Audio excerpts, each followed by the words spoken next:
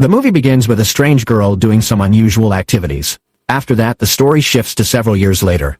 We see a girl named Ellen suddenly wake up from a bad dream. Her husband, Thomas, is getting ready for work. He kisses her and leaves for his office. When he reaches there, his senior, Herr Knock, tells him about bringing Count Orlok to their town. He also says that if Thomas succeeds, his salary will increase and his position in the company will become permanent. Later, Thomas tells Ellen about this, but she tries to stop him. She also shares a disturbing dream she had. After this, Thomas goes to meet his friend. Meanwhile, his senior is shown sitting naked in a room surrounded by candles performing a strange ritual. The scene then shifts back to Thomas. He kisses Ellen goodbye and sets off on his journey. He reaches a village and asks the owner of an inn for a room for the night. At first, the owner refuses, but when Thomas offers double the money, he agrees. Inside the inn, people keep looking at Thomas strangely. He ignores it and goes to sleep. But at night, he wakes up and sees many villagers carrying a naked young girl on a horse. They open a buried coffin, and one of them stabs a corpse with a sword. Shocked, Thomas shouts and everyone looks at him, but in the very next moment he finds himself back in bed as if it was just a dream. The next morning, Thomas leaves the inn and walks along a deserted road. Suddenly, a horse carriage approaches him. At first, he is scared, but then the carriage stops, its door opens, and Thomas steps inside. The carriage takes him directly to Count Orlok's castle. Thomas enters the castle and greets Count Orlok. He follows him inside and notices that apart from the Count, the entire castle is empty. Count Orlok, a very strange and frightening figure, asks Thomas to sit and serves him a drink. Thomas then tells the Count about the villagers and the strange ritual he witnessed, but Count Orlok warns him that some secrets should remain secrets. When Thomas asks again, the Count becomes angry and tells him never to ask about it again. During dinner, while cutting bread, Thomas accidentally cuts his finger and starts bleeding. To his horror, he suddenly sees Count Orlok, who was sitting on his left, instantly appear standing to his right. Terrified, Thomas realizes something is terribly wrong. Thomas gets very scared. After that, the scene shifts, it becomes morning, and Thomas is lying on the ground. He wakes up and starts searching for the Count, but he is nowhere to be found. While roaming, he finds a mirror and sees strange marks on his chest. After that, the scene shifts again. Thomas is standing in front of the Count, and the Count gives him an agreement which is written in a different ancient language. Suddenly, the Count asks to see the locket on Thomas' belt which his wife had given him. Thomas gives the locket to the Count and signs the agreement. After that, the Count goes upstairs, and when Thomas asks for his locket back, the Count ignores him. Suddenly, Thomas opens his eyes on the bed and sees the same marks on his chest, as if they were fresh wounds. Thomas gets scared and tries to go outside, but the main gate of the castle is locked. While searching for a way out, he reaches a basement where some stone coffins are kept. He sees a big coffin with strange symbols, then he opens it and sees the body of the Count lying inside like a dead body. To get rid of him, Thomas picks up an axe lying nearby and strikes it on the body, but the Count catches the axe and stands up like a ghost. Thomas gets scared and runs away, and after coming out of the basement he locks the gate. Then something strange is shown. Count Orlok, through that locket, hypnotizes Ellen and says that your husband has gone, and from now on you have to think about me. At the same time, he hypnotizes Thomas too, forcing him to open the basement gate and laying him on the bed, sucking blood from his chest. The next day, Ellen's health becomes worse, and a doctor comes to see her. He makes her smell a drug called ether, and she becomes unconscious. On the same morning, Thomas regains consciousness again, and as soon as he gets up, suddenly two dogs attack him. But he escapes through the window and stands on the edge. But his balance slips, and in the next moment he falls into the water. Meanwhile, Ellen becomes worried as she doesn't receive even a single letter from Thomas, and her senior Herr Knock also goes missing. Luckily, Thomas is found by a nun who picks him up and takes him to a holy temple. As soon as he regains consciousness, Thomas says that he has to save his wife from that vampire, and the nun warns him that a dark force has cast its shadow over him. But despite her warning, Thomas takes a horse and rides away.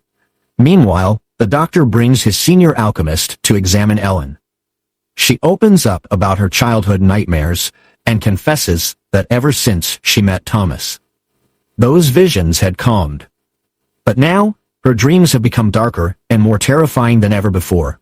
That night, Ellen drifts into a strange state, almost as if she has crossed into another world. The senior doctor pricks her hand with a needle, but she doesn't feel a thing.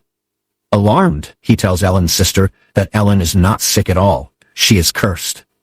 At the same time, Count Orlok, sails toward the town sleeping inside a wooden crate. He brings with him a deadly plague that spreads among the crew, leaving them lifeless. When night falls, he rises from the crate, murdering everyone on board in chilling silence. Ellen senses Thomas's presence and rushes downstairs only to see him arrive on horseback. But before he can reach her, he collapses. Thomas's friend and the doctor discover a wrecked boat washed ashore. Swarms of rats pour out of it and spread into the city. Count Orlok has already entered the town aboard that very ship. He stays inside a dark abandoned house. At that moment, Thomas's senior, Herr Knock, appears before Count Orlok, pledging his loyalty like a devoted servant, swearing to serve his dark master.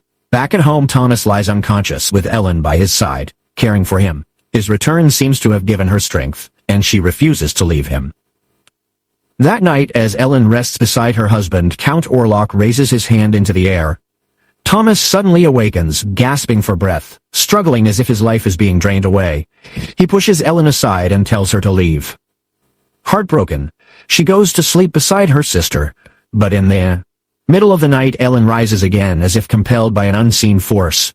Count Orlok enters her room and tells her that it was she who awakened him from his eternal sleep. He reveals that she is not like ordinary humans and demands that Ellen become his. Ellen refuses. Count Orlok becomes angry and warns her that she has only 3 nights to decide. If she refuses, everyone she loves will die before her eyes. Then he fades away into the darkness. The next morning, when Ellen wakes up, she sees that Anna is not on the bed, but lying on the floor. Rats are crawling over her body, and blood is seeping from several wounds. Horrified, Ellen screams in terror. Soon, it is revealed that the entire town has been struck by a plague carried by the rats. Hospitals are overflowing with the sick and dying. Ellen tells Anna's husband, Friedrich, that this is not a disease, but the work of a demon. Friedrich refuses to believe her and asks Ellen and Thomas to return to their home. That night, Anna hears the screams of children and tries to wake Friedrich, but he does not respond. He is already under Count Orlok's influence.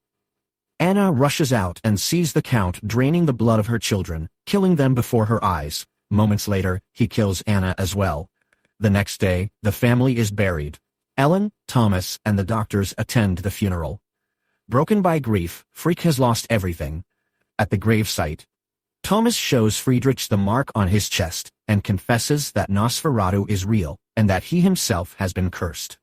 Together, they form a plan to destroy the creature once and for all. Thomas insists that Ellen stay behind at home. For a moment, alone with Ellen, Dr. Friends tells her, "Only you can prevent this world from being destroyed. You have the greatest task to do." That night, as they prepare, Friedrich becomes infected with the plague. In despair, he enters his wife's coffin and dies beside her. Moments later, all arrives there, and Dr. Friends burns all the bodies to ashes to prevent the plague's spread. Thomas, Dr. Siva, and Dr. Friends then head to the castle and into the cellar, where they open a coffin. Thomas drives an iron rod through the chest, only to realize it is not Count Orlok, but Herr Knock. Shocked, Thomas rushes back to Ellen, while Dr. Friends sets the cellar ablaze. Meanwhile, Count Orlok appears before Ellen. Ellen accepts him willingly. Then he kisses her and sinks his teeth into her chest, drinking her blood. As dawn breaks, sunlight streams through the window. Count Orlok is unable to leave and, trapped by the light, perishes beside her. Ellen dies along with him. When Thomas arrives, he finds both of them dead. He cries and holds Ellen's hand gently and closes her eyes. Her sacrifice has ended the plague and saved the town. It was an unexpected and sorrowful ending. Subscribe to our channel, Crax. We'll be back soon with another amazing story.